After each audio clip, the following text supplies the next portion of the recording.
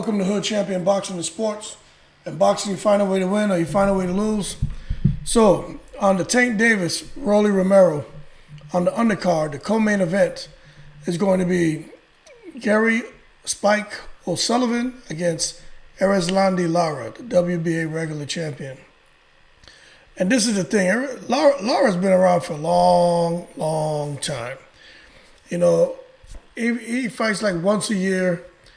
And, you know, he held a belt at 154 for a long time, man.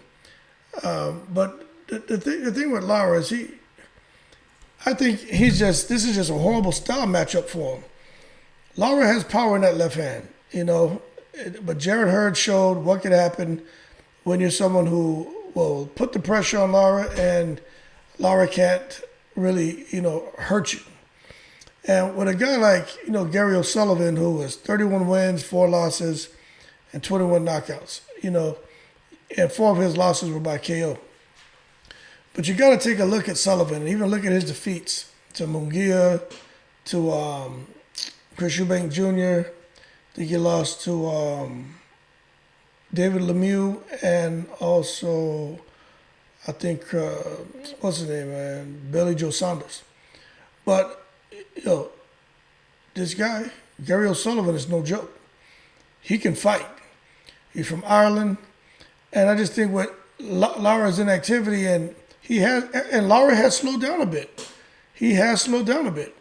And he still has the big left hand. His legs aren't the same. I don't think Lara's going to be able to get away from this guy O'Sullivan. Sullivan hasn't fought in 17 months. So when he received the opportunity to fight the WBA regular champ at 154, Erislandy Lara, he jumped at it. Get to fight in Brooklyn on a big stage, large Irish contingent out there, and it's just going to be, I just think, a bad night for Lara. I just think Lara's at the end of his rope. I think he's at the end of his career. He's talking about, you know, coming in and knocking Sullivan out and showing his power. Don't get me wrong, Lara had excuse me, I don't edit things out because I'm human. But in one of Lara's, in his most recent outing, he knocked actually it was over a year ago, but he knocked that opponent out, man. Vicious left hand, short-circuited the guy. And he looked good. But when you look at when he fought, you know, Jarrett Hurd, and you look at that performance, and you see that fatigue starts setting in, and somebody who you just can't get out of there keeps coming forward. Lara tends to get himself in trouble. And I think now, we're a few years removed from the Jarrett Hurd fight, and now he's going up against this guy, Spike O'Sullivan. Like, you got to hit Spike O'Sullivan with a bat. Like, you got to shoot him to get him out of there. And he has nothing to lose. And he's just a difficult fight for Lara. He really is. I think Lara is just bad matchmaking. He should have picked somebody else. I think he's a cherry pick gone bad. And it's going to be the Cubans are going to be deeply hurt in Brooklyn when this fight takes place. O'Sullivan has always been on the cusp of greatness, man. And it's been a dream since he first started watching boxing as a kid to become a world champion. And I think the stars are definitely going to line up on that night because Lara is not the same Lara that got in the ring and fought Paul Williams. Now, if you guys haven't seen that fight, if you want to know what a robbery looks like, you want to know what corruption in boxing looks like, you need to go watch Erislandy Lara against Paul Williams. And for those of you who don't know who Paul Williams is, he's that guy that, you know, nobody really wanted to fight. 147-pounder, man. 6'1", 6'2", like an 83-inch reach. With power and can box and threw like damn near 80 to 100 punches around. And he was just, you know, knocking guys out left and right and defeating guys. But when he got into it, that was my first time seeing Erislandy Lara fight. Williams was getting tore out the frame, outclassed, embarrassed, outboxed. It was embarrassing. And I was like, who is this Cuban fighter? And then the judges' scorecards came out and they robbed him. When I say they robbed him, that was probably one of the worst. Let's see, there's two robberies that I've seen.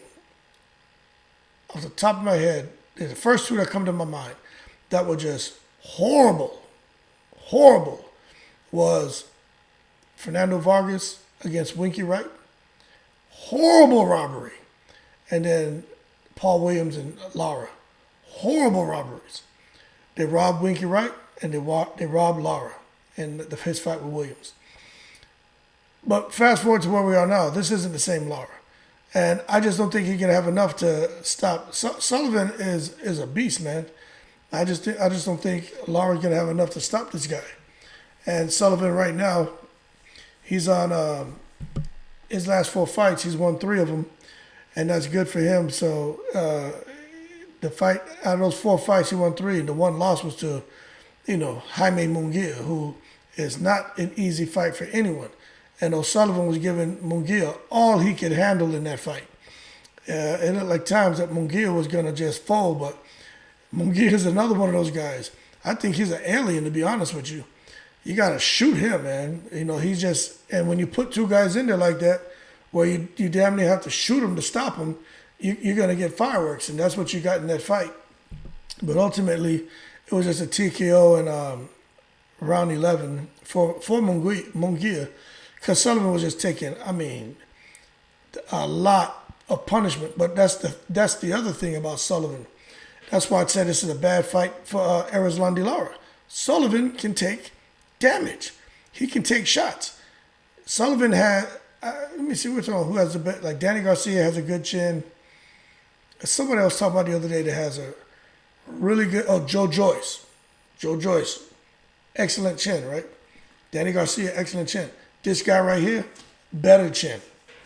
He has a better chin. And you watch what happens in this fight with him and Lara. Lara's going to take that loss. And it may be time for Lara to really start thinking about what he wants to do. If he manages to get past this guy, if Lara manages to get past him, he needs to look at fighting as often as possible to get a few more big paydays and just sail off into the sunset, because with Lara, it's just a matter of time. It's just a matter of time before somebody hurts him, or hurts him badly. Because those legs start to go, man. When you're a boxer like that and those legs go, everything else falls apart. And I think it's going to happen in this fight with Gary O'Sullivan. And I like Lara. Amazing, amazing boxer. I just think this right here is going to be a cherry pick gone wrong. O'Sullivan is really tough. He has a strong punch, and he can fight. And you're not just kind of going to hit him with one shot and get him out of there. Unless he's took too much damage over the years and he's not the same fighter, and he just doesn't have the punch resistance he once had. But if he still has 50% of what he had years ago, Lara loses. And I'm going to go ahead and call it. And I like Lara. And I know his story a lot more than I know O'Sullivan's story. But when you think about those guys who come from Cuba and defecting and how they're getting over here to America, and they want this dream, and coming across those shark-infested waters on boogie boards, on rafts, like crazy stories, man. How could you not want them to win? But at the same time, I just got to call it like I see it as far as who I think realistically is going to win the fight. And I think O'Sullivan's going to win the fight. I think the stars are going to line up for the Irishman that day. And, best of luck to both of them. But it is what it is. That's my call. But I'm going to keep this video short and go on to the next thing. Lara O'Sullivan on the Tank Davis, Rolly Romero undercard. And I am picking O'Sullivan for the upset. That being said, like and subscribe. Shout out to all the veterans. People keep safe. I appreciate it. And I'm in the breeze.